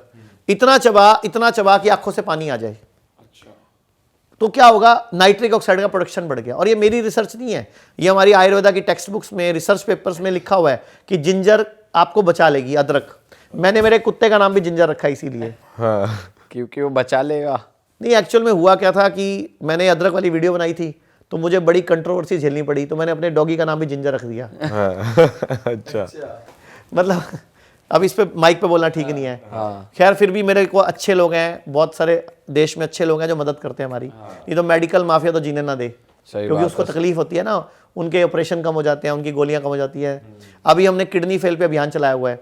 किडनी फेल में एलोपैथी में सिर्फ डायलिसिस और ट्रांसप्लांट होता है। हम लोग कम से कम कुछ लोगों के डायलिसिस कम कराने में मदद कर पा रहे हैं। हम लोगों ने एक आविष्कार किया, टब बनाया, ग्रैड सिस्टम का डेवलपमेंट किया। ग्रैड सिस्टम में क्या होता है? व्यक्ति को टब में बैठना होता है गर्म पानी में, जैसे बाथ टब होता है घर में, और यहाँ तक या यहाँ तक या यहाँ तक पानी रखना होता है, डिपेंड ऑन उसकी प्रकृति। उस गर्म पानी में 40 डिग्री टेम्परेचर करना होता है, तो आपको वैसोडाइलेशन होता है, पानी निकलता है, पसीना निकलता है उसमें, तो स्किन जो है आपकी तीसरी किडनी बन जाती है। तो आपके जो डायलिसिस में जो आपने गंदगी निकाली थी, वो स्किन ने निकाल दी पसीने के थ्रू। और धीरे धीरे ग्रैड सिस्टम मतलब है ग्रेविटेशनल रेजिस्टेंट डाइट सिस्टम। तो थोड़े दिन बाद गुरुत्वाकर्षण शक्ति की वजह से, क्योंकि बॉडी में नीचे गुरुत्वाकर्षण शक्ति भी काम करती है, तो वापस वो किडनी हेल्दी होना शुरू हो जाती है। हमारे पास ऐसे ऐसे केसेस हैं जिनके हफ्ते में, आपको एग्जांपल देता हूँ। ट्रांसप्लांट वाली भी एक ही स्टेज आ गई है, वही ट्रांसप्लांट की जरूरत है बंदे वो तो आज की डेट में सबको ही ट्रांसप्लांट बोल देते हैं, मॉडर्न वाले। तो मैं आपको एग्जांपल देता हूँ। भारती जानते हो ना आप, कॉमेडियन। हाँ। भारती की मम्मी को डॉक्टरों ने जवाब दे दिया था। ये बात है दिसंबर 2022 की। मेरे को फ़ोन आया, मैं लंदन में था, तो भारती परेशान थी कि डॉक्टर बोल रहे हैं आप डायलिसिस भी करेंगे तो बचेंगे नहीं। इतना मोटा मुंह, पैर सूज गए थे, मम्मी की बुरी हालत थी। तो भारती का फ़ोन आया, मैंने कहा मैं 4 दिन बाद लंदन से आ रहा हूँ, आप आ जाओ। कहती डॉक्टर ने जवाब दे दिया। मैं कहा जब जवाब दे ही दिया तो सेवा करते हैं ना। तो भारती की मम्मी ने 2.5 महीने लगाए थे हमारे हॉस्पिटल में, मेरठ में हमारा 25 एकड़ का एक 5 स्टार रिजॉर्ट है, वहाँ लगाए थे। और भारती ने खुद ने भी 16 किलो वहीं घटाया था। अगर आप भारती की चेक करोगे, 16 किलो उसने हमारे यहाँ घटाया। तो भारती की मम्मी को हमने 2.5 महीने रखा। भारती की मम्मी 7 साल से इंसुलिन ले रही थी, उनको 14 साल से शुगर थी, 5-7 साल से बीपी था, और भी कई प्रॉब्लम्स थी। 2.5 महीने में आज 1 साल 4 महीने हो चुके, 1 साल 2 महीने हो गए उसको, आज मार्च चल रही है ना, तो 1 साल 2 महीने हो गए हमारे आए हुए उनको। एक सिंगल भी डायलिसिस नहीं हुआ आज तक, एक यूनिट भी इंसुलिन की बूंद नहीं गई उनकी बॉडी में, जो कि 7 साल से लगातार ले रही थी, जो कि लोग बोलते हैं इंसुलिन कभी छूटती नहीं है। ब्लड प्रेशर की गोली, शुगर की गोली, सब गोलियां बंद है उनकी। मम्मी घर के काम करती हैं और हमारा बताया डाइट चार्ट और घर पे एक्सरसाइज और वो बाथटब वाला तरीका फॉलो करती हैं। सर यहाँ पे एक क्वेश्चन आता है मेरा कि जैसे आपने बोला कि उन्होंने सारी कोई भी इंसुलिन नहीं ली और दवाइयाँ सारी छोड़ दी, बट इनिशियली जब वो आपके पास आई या कोई पेशेंट आपके पास आता है तो वो दवाइयाँ कंटिन्यू रखते हैं कुछ दिनों के लिए एलोपैथिक? डिपेंड करता है पेशेंट की कंडीशन कैसी है। हमारे पास भी डॉक्टर्स हैं, पूरी टीम है। हमारे हॉस्पिटल का नाम है hymns, HIIMS, hospital and institute of integrated medical sciences. मतलब हॉस्पिटल भी है, इंस्टीट्यूट भी है, मतलब ट्रेनिंग भी देते हैं वहाँ पे, हाउ टू लिव हेल्दी। अच्छा, फिर भारती की आई खुद 16 किलो घटाया, भारती की मम्मी ने 5 किलो वजन भी घटाया, शुगर भी ठीक हुई, किडनी भी आज की डेट में काम कर रही है उनकी, मतलब डायलिसिस नहीं हुआ उनका सिंगल है आज तक एक भी। फिर भारती को देख के हर्ष है जो भारती का हस्बैंड, उसकी मम्मी भी इंसुलिन लेती थी पिछले 5-6 साल से, वो भी साथ रही आके, उनकी भी इंसुलिन बंद हो गई। फिर उनको देख के राजीव ठाकुर है कपिल के शो में जो कॉमेडियन है, उसके पापा, उनकी भी किडनी फेल थी, वो भी आए, उनकी मम्मी उनको गठिया था, वो भी आए। फिर ऐसे कपिल शर्मा से बात हुई, उसकी मम्मी के घुटने खराब थे, अभी उन्होंने आना है। ऐसे उसके बाद कई सेलिब्रिटीज आए, मोदी जी के छोटे भाई प्रहलाद मोदी, वो भी हमारे पास रहे 14 दिन आके हमारे चंडीगढ़ हॉस्पिटल में, उनकी भी किडनी फेल है। अर्जुन लाल मीणा जी हैं उदयपुर के MP, वो संन्यास लेने जा रहे थे राजनीति से कि छोड़ना है मुझे, अब मैं ठीक तो हो नहीं रहा, क्योंकि उनसे काम नहीं, क्योंकि जो डायलिसिस कराता है ना हफ्ते में 2 बार या 3 बार, शरीर खत्म हो जाता है, जान नहीं बचती। लेकिन आज उनका 10, 12, 15 दिन में एक डायलिसिस हो रहा है। लेकिन ये तब संभव है जब व्यक्ति घर पे परहेज करता है। हमारे पास कोई जादू की छड़ी नहीं है। जो व्यक्ति कहना मानता है, डाइट को तैयार है करने को, डाइट में भी चेंजेस क्या करने हैं वो अभी डाइट चार्ट पूरा ही बता रहा हूं मैं आपको। टाइमिंग के साथ डाइट चार्ट पूरा बता देना कि किस बिल्कुल टाइम बिल्कुल पे क्या बिल्कुल। सही आप जब रहता है। पॉडकास्ट खत्म करने वाला हो मुझे बता देना, मैं बता दूंगा। ठीक है सर, वैसे मजा इतना ज्यादा आ रहा है आपके साथ कि पॉडकास्ट तो क्या ही। नहीं, मैंने भी आप लोगों को रील्स में ही देखा था, आज पहली बार देख के मुझे भी अच्छा लग रहा है कि आप 3 शक्तियां, एक तरह का 3 देव एक साथ बैठे हैं, ब्रह्मा विष्णु महेश की तरह। अच्छा सर, एक इंटरेस्टिंग बात और थी, और एक वीडियो भी बड़ी स्कैरी आजकल इंटरनेट पे वो वायरल हो रही है कि एक बच्चा है, वो हॉस्पिटल में है और उसको डॉग बाइट हो गया और वो डॉग की तरह भौंक रहा है, और ऐसा नीचे मैसेज लिखा था कि जो लोग रेबीज का इंजेक्शन नहीं लगवाते, वो मतलब कितना ज़रूरी है इंजेक्शन लगवाना। और अभी हम ऑफ कैमरा बात कर रहे थे, आप बता रहे थे कि इंजेक्शन क्यों ही लगवाना है, मतलब आपके पास एक उसका काउंटर था, तो मैं चाहता हूँ पूरी ऑडियंस को वो बात पता चले। अच्छा, मैं आपसे एक सवाल पूछता हूँ। थोड़े दिन पहले दिल्ली में आपका चिकन पॉक्स, वो सॉरी मंकी पॉक्स चला था, याद है आपको? मंकी पॉक्स नाम की बीमारी आई थी कोरोना के बाद, और लोगों ने, दिल्ली वालों ने खूब वैक्सीन लगवाई। आपको शायद पता होगा मंकी पॉक्स की वैक्सीन भी आ गई थी। क्या है मंकी पॉक्स? उसमें एक फ़ोटो भी आई थी। वो जो फोटो है ना, वो पिछले 10 साल से वही एक फ़ोटो घूम रही है। वो एक्चुअल फ़ोटो एक सोशल मीडिया से उठा लेते हैं, जबकि मंकी पॉक्स में या चिकन पॉक्स में या छोटी माता, जो आपको बचपन में मुझे हुई है, छोटी माता, बड़ी माता, चेचक, वैसे दाने नहीं होते। लेकिन वो फोटो इतनी डरावनी है। अब आपको पता है, थोड़े दिन पहले एक बहुत बड़ी न्यूज़ आई थी, आपने पूरे के पूरे कोरोना काल में, जिसको हम प्लैंडेमिक बोलते हैं, पैंडेमिक नहीं बोलते हम इसको प्लैंडेमिक बोलते हैं, पूरे के पूरे कोरोना काल में एक वायरस घूमता था जिसको हमने कोरोना देखा, ऐसे से घूमता है, ऊपर स्पाइक है। आपको पता है अभी थोड़े दिन पहले रिपोर्ट आई थी कि वो उसकी एक्चुअल फोटो नहीं थी, और हमें 2 साल उल्लू की तरह फोटो घुमा दी हर चैनल ने, कोरोना कोरोना कोरोना करके। एक्चुअल में क्या है? जरूरत क्या है? जैसा मर्जी हो वायरस, हमें क्या लेना है? लेकिन वो स्पाइक्स दिखा दिखा के आपको पता नहीं कैसे, बस डराने की स्कीम है सर, मुझे तो लगता है। डरा के। मैं आपसे एक छोटा सवाल पूछता हूं कि पहले कुत्ते के काटने पे कितने इंजेक्शन लगते थे? 7 ही लगते पहले हैं। 14 कहते थे, पहले 14 लगते थे, फिर कितने लगने शुरू हुए? फिर हुए 7 या अब 7 हो गए। अभी कितने लग रहे हैं? अभी तो 3 में 3 लग रहे हैं। ये 14, फिर 7, फिर ये 3 क्यों हुए? पहले तो ये सवाल का जवाब दो मुझे आप। ये 14 लगते थे, फिर 7 हुए, फिर 3 हुए। सर वैसे कहा जाए तो मेडिकल साइंस ने तरक्की कर ली जी, अब 3 में काम कर देते हैं आपका।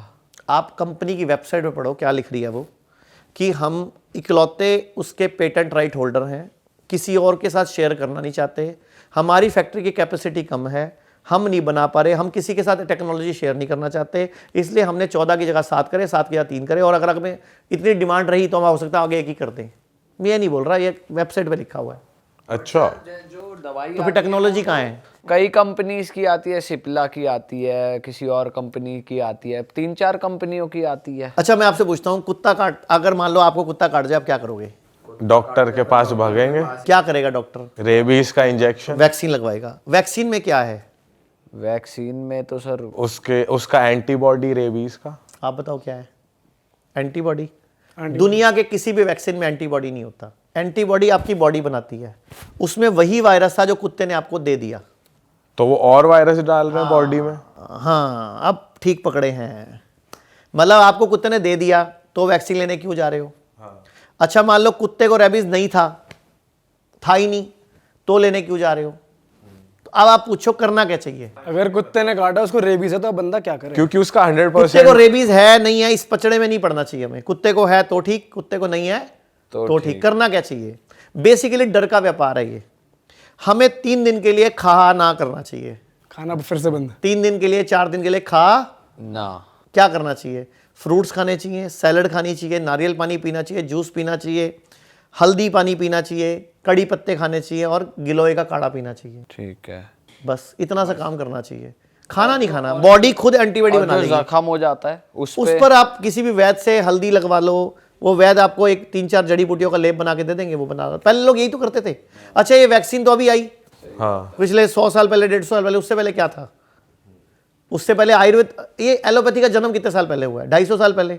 उससे पहले 100 साल पहले तक ना एलोपैथी वाले, कोई एक्सीडेंट होता था ना, दूध चढ़ाया करते थे। ये जो खून चढ़ता ना अभी एक्सीडेंट में, पहले दूध चढ़ाते थे। पता है आपको ये बात? नहीं। चेक करो ना गूगल पे। अच्छा दूध चढ़ाने में भी 56 साल रिसर्च करी। पहले शुरू में 1 लीटर दूध चढ़ा देते थे, फिर रिसर्च कर करके 1.25 लीटर पे आए, फिर आधा लीटर। बाद में रिसर्च पेपर था क्या लिखा इन्होंने कि इतना दूध चढ़ाना सेफ है। आप बताओ, मतलब दूध चढ़ाना खून की जगह, इट्स इंटेलिजेंसी। एक्चुअल में modern pathy trial and error method पे टिकी हुई है। ट्रायल करो। अच्छा कितनी ऐसी दवाइयां एलोपैथी की जो अब फेल हो चुकी हैं, जो पहले बड़ी जोर शोर से आई थी, जैसे पेनिसिलिन, कुनैन, कितनी इनकी दवाइयां फेल हो जाए। एंटीबायोटिक। आप मुझे बताओ किसी को टीबी हो जाए, उसका कितना बुरा हाल हो जाता है। उसकी दवाई इतनी गंदी है, एड्स हो जाए, कितनी गंदी दवाई है। मुझे सबसे बड़ा दुख पता क्या होता है? मच्छर आता है, आप जब मतलब मलेरिया का मौसम आता है, डेंगू का मौसम आता है, मच्छर मारने चल पड़ते हो। कोरोना आता है, कोरोना मारने चल पड़ते हो। कुछ और आता है, उसको मारने चल पड़ते हो। अबे कभी तो इम्यूनिटी की बात कर लो, अपनी बॉडी की शक्ति बढ़ा लो ना। क्या करेगा मच्छर? अच्छा जब घर में डेंगू होता है तो मच्छर तो सबको काटता होगा, एक को या 2 को ही डेंगू क्यों होता है? जिसकी इम्यूनिटी वीक है। बेसिकली करना क्या चाहिए वो इंपॉर्टेंट है। जब भी मौसम बदले आप उपवास करो, व्रत रखो, और अगले मौसम में बीमार ना पड़े उसकी तैयारी कर लो। इसीलिए नवरात्रे आते थे, मुसलमानों में रोजे आते थे, जैनियों में चलिए आते थे। उपवास ही परम औषधि है। आयुर्वेद कहता है लंघन परम औषधम, उपवास ही परम औषधि। परम मतलब सबसे बड़ी औषधि, यानी कि जब भी कुछ प्रॉब्लम आए, खाना, बस भोजन करो और खाने को मना कर दो। एक बड़ी कॉमन प्रॉब्लम चल रही है सर आज के टाइम पे, खासकर अभी दिल्ली नोएडा में बहुत इन है ये प्रॉब्लम कि गला चोक हो रहा है, लोगों की नाक बंद रह रही है। और जब भी गला खराब होता है हम तो एंटीबायोटिक का कोर्स तुरंत करते हुए, सॉलो करने में दर्द हो रहा है, आवाज़ चेंज हो गई, रात को नींद नहीं आ रही, नाक बंद है, तो सर उस केस में क्या करना चाहिए? अच्छा आपकी गाड़ी चलते चलते यही सेम लक्षण गाड़ी पे होते हैं तो आप क्या करते हो? यही सेम लक्षण गाड़ी में हो जाए, आप स्कूटर पे जा रहे हो और गाड़ी स्कूटर झटके मारने लग जाए। पहले मारता था ना वेस्पा, प्रिया स्कूटर, चेतक का स्कूटर होता था ना, कई बार छींके मारता था, कई बार रुक जाता था। बाइक है, कई बार रुक जाती थी, बंद हो जाती थी। क्या करते थे? दोबारा किक उसका लगाते फिल्टर साफ करते थे, सर्विस कराने ले जाते थे। अगर आपके साथ ये हो रहा तो एक्चुअल में क्या करना चाहिए? आपको सर्विस करानी चाहिए अपनी।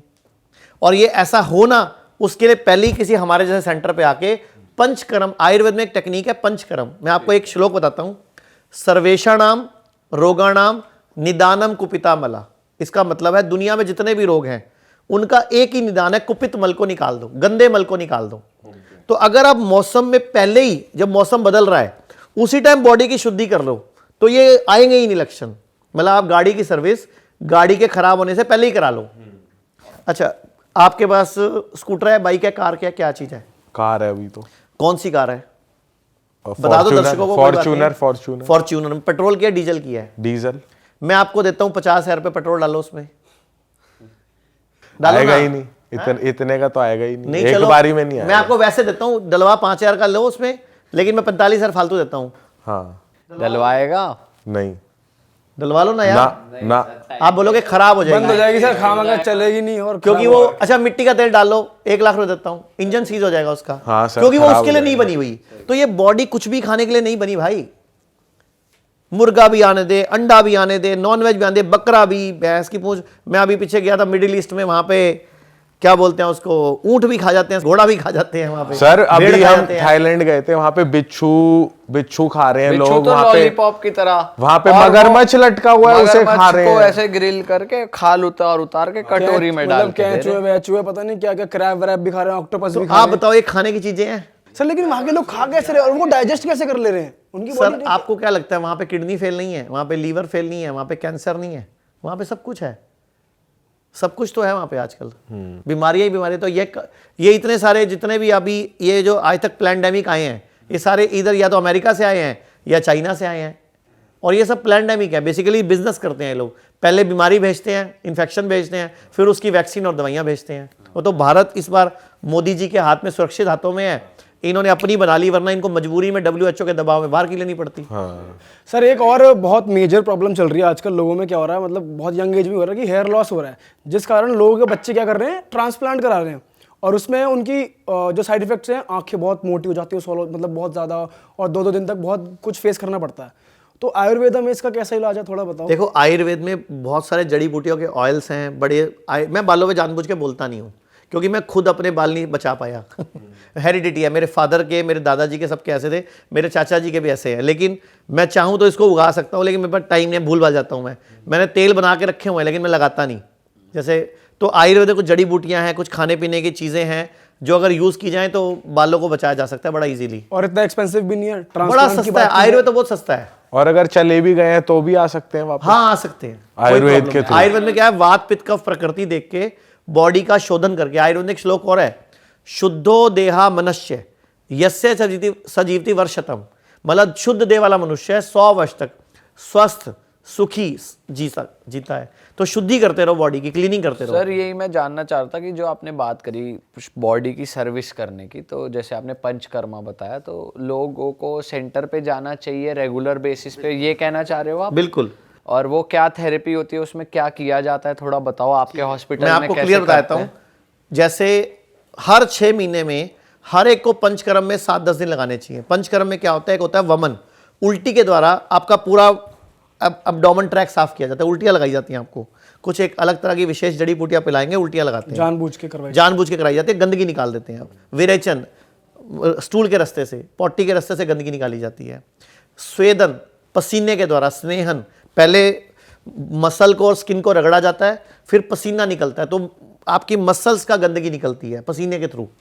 फिर कुछ थेरेपी दी जाती है, जैसे एक थेरेपी है जानू बस्ती। जैसे मान लो आपके घर में किसी को घुटने दर्द हो और डॉक्टर ने बोला घुटना बदलना पड़ेगा, तो यहाँ पे एक उड़द की दाल का मटेरियल लगाएंगे हम, उसमें तेल भर देंगे जड़ी बूटियों से गरम गरम, वो तेल बॉडी अब्जॉर्ब करके घुटना रिपेयर कर देगी, आपको ट्रांसप्लांट नहीं कराना। अच्छा। सेम जानू बस्ती जैसी टेक्निक होती है कटी बस्ती। रीढ़ की हड्डी में किसी को डॉक्टर ने बोला ऑपरेशन कराना पड़ेगा, ऑपरेशन नहीं कराना, कटी बस्ती से, ग्रीवा बस्ती से गर्दन, कटी बस्ती से कमर और पृष्ठ बस्ती से पूरे रीढ़ की हड्डी के रोग ठीक हो जाते हैं। ऐसी एक थेरेपी होती है उदर बस्ती, वही थेरेपी पेट पे की जाती है, तो पेट के रोग ठीक होते हैं, किडनी ठीक होती है। अच्छा किसी को हार्ट की ब्लॉकेज हो जाए, डॉक्टर बोले स्टंट डलवाना पड़ेगा या सर्जरी करानी पड़ेगी, जरूरत नहीं है। आयुर्वेद में आओ, हृदय बस्ती होती है और लीच थेरेपी होती है, रक्त मोक्षण, वो छाती पे की जाती है, आपके हृदय बस्ती से हृदय के रोग ठीक हो जाते हैं। और ये सर पेनफुल होता है क्या? ना होता ना है? कुछ भी पेन में नहीं होता, पता भी नहीं चलता। एक आयुर्वेद में बड़ा अच्छा पावरफुल टेक्निक है रक्त मोक्षण, लीच थेरेपी। जोंक, जगह जगह जोंक, मतलब किसी भी तरह का कैंसर हो, गले का, मुंह का, ब्रेस्ट का, वहां जोंक लगा दी जाती है। जोंक इतना इंटेलिजेंट प्राणी है, वो सारा गंदा खून चूस लेती है और अपनी लार बॉडी में डाल देती है, इसको हीरोडिन बोलते हैं। लेकिन सर ऐसा कहते हैं जोक से तो दूर रहना चाहिए, वो चिपक ना जाए। नहीं, वो स्पेशल जोक होती है, आयुर्वेद में पाली जाती है, वो पालतू जोक होती हैं, वो हमारे डॉक्टर्स पालते हैं उसको। अच्छा अमेरिका में इसी जोंक थेरेपी को हीरोडिन थेरेपी बोलते हैं और एक सिटिंग का 1 लाख रुपए लेते हैं, और भारत में इसका सिर्फ हम 500 रुपए लेते हैं। सर कुछ जैसे सीवियर एलर्जी भी हो जाती है लोगों को, खुजलियां उजलियां, उस चीज का कैसे इलाज करे लोग? देखो, एलर्जी बेसिकली बॉडी का रिस्पॉन्सिव सिस्टम है। एलर्जी बुरी चीज़ नहीं है, आपकी बॉडी इंटेलिजेंट है, वो आपको बता देती है कि भैया ये चीज़ मत खाओ, तो एलर्जी इज़ गुड। जबरदस्ती बॉडी के साथ मत करो। जब भी एलर्जी आए 2-3 दिन के लिए खाना, मतलब बॉडी को खाली छोड़ दो। हर चीज़ का इलाज एक ही है, खाना। सर लेकिन हमने आंखों की बात नहीं करी। अगर मान लो कोई किसी के बहुत बढ़िया नंबर चढ़ा हुआ है, वो नहीं उतर रहा यार वो दवाई। मैं आपको एक वीडियो देता हूं, अगर आपको लगे तो वो इस पॉडकास्ट में चढ़ा देना। मोदी जी की जुबानी वीडियो है, अगर कहो तो मैं प्ले कर देता हूं, नहीं तो आप बीच में देना। उस वीडियो में क्या है, कीनिया के राष्ट्रपति हैं ओलिंगा जी, उनकी बेटी है रोजमेरी। आज से 2 साल पहले उसकी आंखों की रोशनी चली गई, वो अंधी हो गई। एक सर्जरी हुई थी उसकी ब्रेन ट्यूमर की, वो अंधी हो गई और वो वर्ल्ड के 5 बड़े कंट्री में धक्के खाई, उसकी रोशनी वापस नहीं आई। ओलिंगा जी ने फ़ोन किया मोदी जी को, मोदी जी ने बोला आयुर्वेद से ट्राई करते हैं। इंडिया में आई वो लेडी, आज वो देख पा रही है, आयुर्वेद से उसकी आंखें वापस आई हैं। तो वो वीडियो अगर आप दुनिया को चढ़ाओगे तो आप समझ जाओगे, आयुर्वेद में उसको टेक्निक को बोलते हैं अक्षय तर्पण। आंखों के ऊपर उड़द की दाल का एक मटेरियल लगा के उसमें एक ऑयल भरा जाता है जड़ी बूटियों का, और उसमें आंखों की एक्सरसाइज करनी होती है। एक रोज सुबह उठ के अपनी लार आंखों में डालनी होती है, आंखों की रोशनी वापस आती है। साथ में नाभि में एक तेल डालना होता है। ये 3 टेक्निक से आंखों की रोशनी वापस आती है, और आंखों की रोशनी की चश्मा भी उतर जाता है। मतलब लार जो है ना, मुंह में जो लार हमारी जो सलाइवा है, वो इतनी पावरफुल है ना कि आप रोज सुबह आंखों में डालो, आपका चश्मे का नंबर कम होना शुरू हो जाएगा। हमारे पास सैकड़ों पेशेंट हैं जिनके चश्मे उतरे हैं। वाह सर, मजा आ गया। अब हम पॉडकास्ट को एंड करने वाले हैं, तो डाइट चार्ट का इंतजार लोग जो कर रहे थे, तो अब मैं आपको बताता हूँ वो डाइट चार्ट, जिससे शुगर को रिवर्स किया जा सकता है, ब्लड प्रेशर को भी रिवर्स किया जा सकता है, और बहुत सारी और बीमारियां होने से बचाया जा सकता है। करना क्या है, रात को जब सोना है तो सिर जो है आपका वो पूर्व में या दक्षिण में होना चाहिए हमेशा, हर एक का। और जब भी आप लेटते हो हमेशा बाईं करवट लेटना है, लेफ्ट साइड, ठीक है? या फिर सीधा लेट सकते हैं। नहीं, लेफ्ट करवट ही लेटना चाहिए। जब भी सो लेफ्ट करवट सो। नींद में आपका क्या होता है, होने दो ना, नींद में पुट्ठे सीधे जैसे मर्जी हो जाओ। एक बार लेटते टाइम आप बाईं करवट लेटो, और खाना खाने के बाद कभी एकदम नहीं लेटना। नाश्ते में क्या करना है आपने, उठते ही सबसे पहले सुबह पहले तो उकड़ू बैठ के आपने कड़ी पत्ते चबाने हैं 10, एक कड़ी पत्ता 1 मिनट में। और जब सुबह आपकी नींद खुले बिस्तर पे पहले बॉडी को हिलाना है, क्योंकि 5 लीटर खून है ना बॉडी में, तो रात को 2.5-3 लीटर यहाँ आ जाता है। हाँ। तो घुटनों में भी कम है, एड़ी में भी कम है, गर्दन में भी कम है, तो बॉडी पे लोड पड़ता है। और कई लोगों को सुबह सुबह हार्ट अटैक भी पड़ता है, कई लोग सुबह सुबह चक्कर खा के भी गिर जाते हैं इस चक्कर में, बिस्तर से एकदम उठने के चक्कर में। तो बिस्तर से एकदम नहीं उठना होता, पहले बॉडी को हिलाओ, पहले खून का दौरा सही कर लो, फिर दाईं करवट लेके उठ के बैठ जाओ, अच्छी तरह हाथ रगड़ो, इतना रगड़ो गर्म हो जाए, गर्म हो जाए, आंखों पे लगाओ, पूरे चेहरे पे मल के आंखें खोल लो। अब आप चेक करो कौन सी सांस चल रही है, जौन सी सांस चल रही है वो वाला पाँव जमीन पर रखो। अब आपने उकड़ू बैठ के गर्म पानी पीना है, हर्बल टी पीनी है वो पी लो, कोई आंवला जूस एलोवेरा जूस पीना है वो पी लो, या फिर कड़ी पत्ता खा लो, हल्दी अदरक, और मैंने आपको लहसुन बताया था। इसके बाद आ जाओ नाश्ते पे। जितना आपका वजन है, वजन गुणा 10 ग्राम पहले फ्रूट्स खाने हैं। जैसे आपका वजन 70 किलो है मान लो, तो 700 ग्राम फ्रूट, आपका 60 है तो 600 ग्राम फ्रूट, कोई भी फ्रूट आपका कोई भी सीजन के। और अगर शुगर है तो मीठे फ्रूट जरूर खाने हैं, मतलब आम भी खाना है, केला, चीकू, अंगूर, लीची, नारियल, जो जो डॉक्टर ने मना किया ना कि मीठे फ्रूट है शुगर करेंगे, वो जरूर खाने हैं। मतलब डॉक्टर का उल्टा करना है। पर सर जैसे आजकल ये कहते हैं कि मिलावट वाली चीजें आ रही हैं, फ्रूट में क्या पेस्टिसाइड मिलावट है? वगैरह। सर एक बात बताओ, बर्गर क्यों नहीं मना करता फिर कोई? पिज्जा, बर्गर, मोमोज, उनमें तो पता नहीं गंद क्या क्या डाला हुआ है। तो वेजिटेबल्स और फ्रूट जितने भी वो सही आप है। एक काम करो, आप ज्यादा फ्रूट और सैलेड से बचना चाहते हो तो जब भी आप फ्रूट सैलेड लाते हो, टमाटर, खीरा जो भी लाते हो, या आम लाते हो, केला लाते हो, केले को छोड़ दो, चलो वो तो छिलक उतार ही देते हैं हम। एक बाल्टी लेके ना गर्म पानी भर के उसमें नमक डाल के उसमें छोड़ दो थोड़ी देर के लिए, ताकि उसका ऊपर का पेस्टिसाइड केमिकल उतर जाए। ज़्यादा थोड़ा मीठा सोडा डाल दो उसमें। तो नाश्ते में पहले वजन गुणा 10 ग्राम पहले फ्रूट्स खाने हैं। जैसे आप 70 किलो के तो 700 ग्राम, उसके ऊपर से प्लेट 2 खानी है। मतलब प्लेट 1 प्लेट 2 कंसेप्ट है ये। प्लेट 1 मतलब नेचुरल डाइट, प्लेट 2 मतलब जो आप खाना चाहते हो, रोटी, चावल, दलिया, स्प्राउट, इडली, ढोकला, डोसा, जो खाना है खाओ प्लेट 2 में, लेकिन गैप नहीं होना चाहिए। अभी प्लेट 1 खत्म, अभी प्लेट 2 स्टार्ट, ठीक है? ये हो गया आपका ब्रेकफास्ट, जो भी खाना है। ये एक टाइम क्या होना एक कभी 12 बजे से पहले पहले ब्रेकफास्ट मानेंगे हम उसको। एक कभी भी गेहूं और चावल इकट्ठा नहीं खाना, ये बहुत बड़ी गलती है। इवन कि अगर हम अभी किसी ढाबे से थाली मंगाएंगे तो उसमें भी गेहूं चावल इकट्ठा आएगा, कभी नहीं खाना चाहिए। ये 2 अनाज है, अलग है। दोनों का डाइजेशन टाइम अलग है, कभी इकट्ठा नहीं खाना चाहिए। एक टाइम पे एक अनाज। मिलेट्स भी कई लोग मिक्स करके खाते हैं, नहीं, एक मिलेट एक बार में, और पूरा दिन में सेम अनाज खाओ। अगर आपने दोपहर को चावल खाए, शाम को भी कोशिश करो चावल खाओ। अगर सुबह रोटी खाई, शाम को भी कोशिश करो रोटी खाओ। एक दिन बॉडी को सेम अन्न दो, अलग अलग अन्न दोगे ना बॉडी डिस्टर्ब होती है, परेशान है, तभी तो हॉस्पिटलों में भीड़ है ना बॉडी। तो गेहूं चावल इकट्ठा नहीं खाना, और आपने प्लेट 2 में जो मर्जी खा लो, भटूरे छोले खा लो, चाहे पूड़ी पकोड़े खा लो, कभी भी कोई दिक्कत नहीं, लेकिन पहले प्लेट 1 खाइयो, ठीक है। अब आ जाओ लंच में और डिनर में। अब फॉर्मूला है वजन गुणा 5 का। सुबह फॉर्मूला था वजन गुणा 10, दोपहर को और शाम को फॉर्मूला है वजन गुणा 5। यानी कि अगर आपका वजन है 70 किलो तो 350 ग्राम खीरा, टमाटर, मूली, गाजर, प्याज जो खाना है पहले सलाद भर के खा लो। उसके ऊपर से प्लेट 2 वही सेम, वही जो आपको सुबह खाया, चिवड़ा, दलिया, रोटी, चावल, जो खाना है खाओ। बस सफ़ेद नमक नहीं खाना, छोड़ दो आज के बाद। खाने में सफ़ेद नमक कभी नहीं डालना कहीं पे भी। काला नमक चलेगा? काला डालो, सेंधा डालो, समझ डालो, सब्जी में है वो जो चलेगा। सब्जी में पकते टाइम डाला थोड़ा बहुत बस वहीं डालो, एक्स्ट्रा मत खाओ, क्योंकि उससे ब्लड प्रेशर बढ़ता है। खाना है तो सेंधा नमक खा लो, और एक सफ़ेद चीनी छोड़ दो। उसके बाद गुड़ पे आ जाओ या शक्कर पे आ जाओ। जैसे मैंने आपको बोला था नींबू पानी विद गुड़, लेकिन चीनी नहीं, क्योंकि चीनी फास्फोरस है, केमिकल है। आप बताओ ना, गन्ने से बनती है, सफ़ेद कैसे हो गई? ऐसे ही मटमैला नमक सफ़ेद कैसे हो गया? उसको सोचो कितना ब्लीच डाला है, कितना सल्फर डाला है, कितना केमिकल डाल रखा है।